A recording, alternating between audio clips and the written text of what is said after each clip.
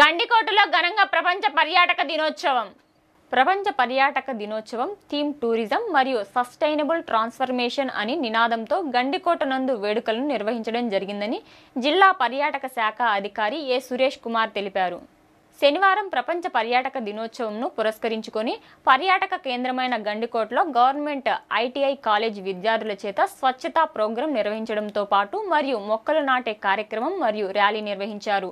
ఈ సందర్భంగా జిల్లా పర్యాటక శాఖ అధికారి ఏ సురేష్ కుమార్ మాట్లాడుతూ గండికోట ప్రాముఖ్యతను చాటి చెబుతూ ఇటీవల కాలంలో వచ్చిన శాసీ నిధులతో వచ్చే యాత్రికులకు కావాల్సినటువంటి సౌకర్యాల నిమిత్తం ఇంకా భారతదేశంలోనే గ్రాండ్ కెనాన్ ఆఫ్ ఇండియాగా పిలువబడుతున్న గండికోటకు ప్రత్యేకతను విద్యార్థులకు వివరిస్తూ నేడు ప్రపంచ పర్యాటక దినోత్సవం థీమ్ టూరిజం మరియు సస్టైనబుల్ ట్రాన్స్ఫర్మేషన్ అనే నినాదంతో ఈ వేడుకలను నిర్వహించడం జరిగిందని తెలిపారు.